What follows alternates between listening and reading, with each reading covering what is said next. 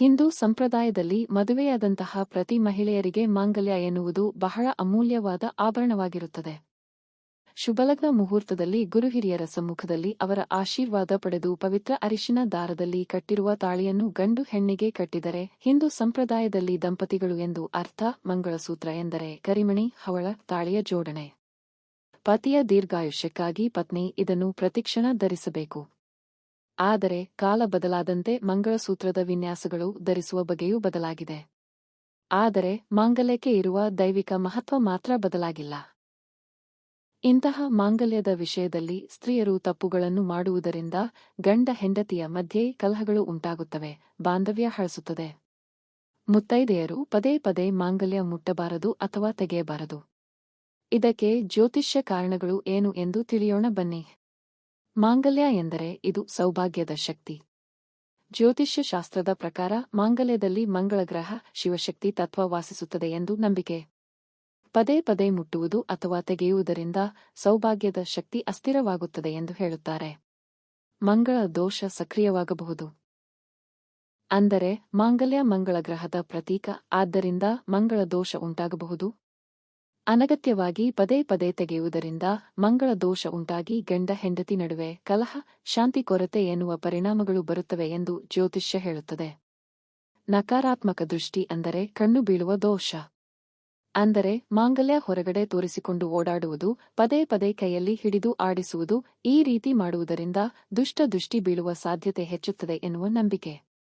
ಅದಕ್ಕಾಗಿ ಹಿರಿಯರು ಹೇಳುತ್ತಿದ್ದರು, ತಾಳಿಯನ್ನು ಆಟಿಕೆಯಂತೆ ಆಡಿಸಿಕೊಳ್ಳಬೇಡ ಎಂದು. ಆತ್ಮವಿಶ್ವಾಸ ಮತ್ತು ಮನಸ್ಸಿನ ಸ್ಥಿತಿ.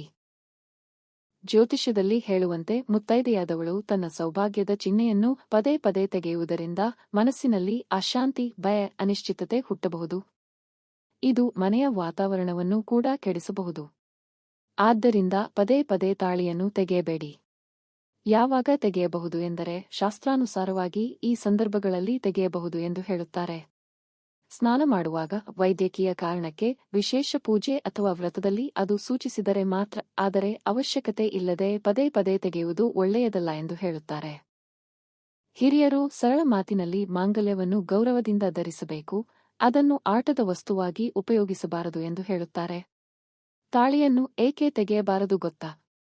ಮಂಗಳಸೂತ್ರ ಧರಿಸುವುದರಿಂದ ಗಂಡನ ಆಯಸ್ಸು, ಆರೋಗ್ಯ, ಅಭಿವೃದ್ಧಿ, ಏಳಿಗೆ ಎಲ್ಲವನ್ನೂ ಪ್ರತಿನಿಧಿಸುತ್ತದೆ.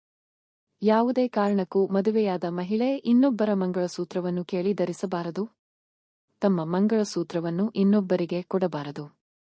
ಇದರಿಂದ ಗಂಡನ ಆಯಸ್ಸು ಕಡಿಮೆಯಾಗುತ್ತದೆ. ಮಂಗಳಸೂತ್ರವನ್ನು ಹೊರಗಡೆ ಕಾಣುವಂತೆ ಧರಿಸಬಾರದು.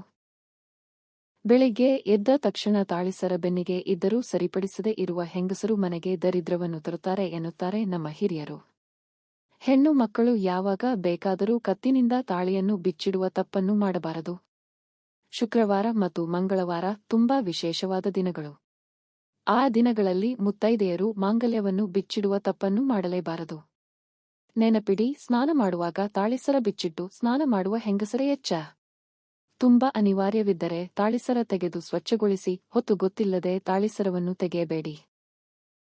ಮಂಗಳಸೂತ್ರದಲ್ಲಿರುವ ಕರಿಮಣಿ ಯಾವುದೇ ಕಾರಣಕ್ಕೂ ತೆಗೆಯಬಾರದು. ಆ ಕರಿಮಣಿಯು ದುಷ್ಟಶಕ್ತಿಯಿಂದ ಆ ಮಹಿಳೆಯನ್ನು ಮತ್ತು ಗಂಡನನ್ನು, ಕುಟುಂಬವನ್ನು ಕಾಪಾಡುತ್ತದೆ. ಮಂಗಳಸೂತ್ರದ ಮತ್ತೊಂದು ಮಹತ್ವ ಅಂದರೆ ಎದೆಯ ಭಾಗದ ಉಷ್ಣತೆಯನ್ನು ಹೀರಿಕೊಳ್ಳುತ್ತದೆ. ಯಾವುದೇ ಕಾರಣಕ್ಕೂ ತಾಳಿಯನ್ನು ತೆಗೆಯಬಾರದು. ತೆಗೆದರೆ ಗಂಡನ ಆಯಸ್ಸಿಗೆ ಕುತ್ತು ಬರುತ್ತದೆ ಎನ್ನುತ್ತಾರೆ ನಮ್ಮ ಹಿರಿಯರು. ಇನ್ನು ಮಂಗಳವಾರ, ಶುಕ್ರವಾರದಂದು ತಾಳಿಯನ್ನು ಯಾವುದೇ ಕಾರಣಕ್ಕೂ ಬದಲಾಯಿಸಬಾರದು. ಗುರುವಾರದ ದಿನ ಬದಲಾಯಿಸಬಹುದು. ಒಂದು ವೇಳೆ ಮಂಗಳಸೂತ್ರ ಬದಲಾಯಿಸಬೇಕು ಎಂದರೆ ಮೊದಲಿಗೆ ಅರಿಶಿನ ದಾರದ ಜೊತೆ ತಾಳಿಯನ್ನು ಏರಿಸಿ ಕುತ್ತಿಗೆಗೆ ಹಾಕಿಕೊಂಡು ನಂತರ ಬದಲಾಯಿಸಿಕೊಳ್ಳಬೇಕು. ಹೀಗೆ ತುಂಬಾನೇ ತಾಳಿಗೆ ಮಹತ್ವವಿದೆ. ಎಷ್ಟೋ ಜನ ಹೆಣ್ಣು ಮಕ್ಕಳು ಹಾಗೂ ಮಹಿಳೆಯರಿಗೆ ಬಟ್ಟೆ ಪಿನ್ನನ್ನು ತಮ್ಮ ಜೊತೆ ಇಟ್ಟುಕೊಳ್ಳುವ ಅಭ್ಯಾಸ ಇರುತ್ತದೆ. ಅಂದರೆ ಕತ್ತಿನಲ್ಲಿ ಹಾಕಿಕೊಳ್ಳುವ ಸರಕ್ಕೆ ಅಥವಾ ಮಾಂಗಲ್ಯಕ್ಕೆ ಬಟ್ಟೆ ಪಿನ್ ಹಾಕುತ್ತಾರೆ. ಬಟ್ಟೆ ಪಿನ್ ಕಬ್ಬಿಣದ ವಸ್ತು. ಕಬ್ಬಿಣದ ವಸ್ತುವಿನ ಮೇಲೆ ಶನಿದೇವರ ಪ್ರಭಾವ ಇರುತ್ತದೆ. ಅಂದರೆ ಶನಿದೇವರಿಗೆ ಕೋಪ ಧರಿಸುವ ವಸ್ತು ಎಂದರೆ ಅದು ಕಬ್ಬಿಣ. ಆದ್ದರಿಂದ ಯಾವುದೇ ಕಾರಣಕ್ಕೂ ಬಟ್ಟೆ ಪಿನ್ಗಳನ್ನು ತಾಳಿಸರದಲ್ಲಿ ಧರಿಸಬೇಡಿ. ತಾಳಿಸರಕ್ಕೆ ಬಟ್ಟೆ ಪಿನ್ ಧರಿಸಿದ್ದರೆ ಅದರಿಂದ ಗಂಡ ಹೆಂಡತಿ ನಡುವೆ ಕಲಹಗಳು ಹೆಚ್ಚಾಗುತ್ತವೆ, ಶತ್ರುತ್ವ ಮತ್ತು ಭಿನ್ನಾಭಿಪ್ರಾಯಗಳು ಹೆಚ್ಚಾಗುತ್ತವೆ. ಮಾಂಗಲ್ಯಕ್ಕೆ ವಿಶೇಷವಾದ ಶಕ್ತಿ ಇದೆ. ಅದನ್ನು ಶಿವಶಕ್ತಿ ಸ್ವರೂಪ ಎಂದು ಕರೆಯುತ್ತಾರೆ. ಗಂಡನಿಗೆ ಆಯಸ್ಸು ಕಡಿಮೆಯಾಗಬಾರದು ಎಂದರೆ ಮಾಂಗಲ್ಯದಲ್ಲಿ ಕಬ್ಬಿಣದ ವಸ್ತುಗಳನ್ನು ಹಾಕಿಕೊಳ್ಳಬಾರದು. ಮದುವೆಯಾದ ಗಂಡಸರು ಕೂಡ ಮಾಂಗಲ್ಯಕ್ಕೆ ವಿಶೇಷವಾದ ಗೌರವವನ್ನು ನೀಡಬೇಕು. ಅತ್ಯಂತ ಉದ್ದವಾದ ಮಾಂಗಲ್ಯ ಸರವನ್ನು ಹಾಕಿಕೊಳ್ಳಬಾರದು. ಮಾಂಗಲ್ಯ ಸರವು ನಮ್ಮ ಹೃದಯಕ್ಕೆ ತಾಗುವಷ್ಟು ಉದ್ದ ಇರಬೇಕು ಅಷ್ಟೇ. ತಾಳಿಯ ಮುಂಭಾಗಕ್ಕೆ ಅರಿಶಿನ, ಕುಂಕುಮವನ್ನು ಹಚ್ಚಿ ಸುಮ್ಮನಾಗಿ ಬಿಡುತ್ತೇವೆ. ಆದರೆ ತಾಳಿಯ ಹಿಂಭಾಗಕ್ಕೂ ಕೂಡ ಅರಿಶಿನ, ಕುಂಕುಮ ಹಚ್ಚಬೇಕು. ಮಾಂಗಲ್ಯದ ಪಕ್ಕದಲ್ಲಿ ಕರಿಮಣಿಯನ್ನು ಹಾಕುವುದನ್ನು ಬಹಳ ಹಿಂದಿನಿಂದಲೂ ಹಿಂದೂ ಸಂಪ್ರದಾಯದಲ್ಲಿ ಪಾಲಿಸಿಕೊಂಡು ಬಂದಿದ್ದಾರೆ. ಮಾಂಗಲ್ಯ ಪಕ್ಕದಲ್ಲಿ ಕರಿಮಣಿಯನ್ನು ಹಾಕುವುದರಿಂದ ಗಂಡನ ಆಯುಷ್ಯ ಹೆಚ್ಚಾಗುತ್ತದೆ, ಯಾವುದೇ ತೊಂದರೆಗಳು ಬರುವುದಿಲ್ಲ. ಕೆಲವರು ಎಲ್ಲರಿಗೂ ಕಾಣುವ ಹಾಗೆಯೇ ಮಾಂಗಲ್ಯ ಸರವನ್ನು ಹಾಕಿಕೊಂಡಿರುತ್ತಾರೆ. ತಾಳಿಯನ್ನು ಯಾರಿಗೂ ಸಹ ತೋರಿಸಬಾರದು. ಅದನ್ನು ಯಾವಾಗಲೂ ಮರೆಮಾಚಿಡಬೇಕು. ತಾಳಿಯನ್ನು ಎಲ್ಲರಿಗೂ ತೋರಿಸಿಕೊಂಡು ಓಡಾಡಿದರೆ ದೃಷ್ಟಿ ತಾಗುತ್ತದೆ. ಇದರಿಂದ ಗಂಡ ಹೆಂಡತಿಯ ಮಧ್ಯೆ ಭಿನ್ನಾಭಿಪ್ರಾಯ ಉಂಟಾಗುತ್ತದೆ. ಕರಿಮಣಿಯನ್ನು ಶಿವನಿಗೆ ಹೋಲಿಸುತ್ತಾರೆ. ತಾಳಿಯನ್ನು ಕಟ್ಟುವ ಅರಿಶಿನದ ದಾರವನ್ನು ಪಾರ್ವತಿಗೆ ಹೋಲಿಸುತ್ತಾರೆ.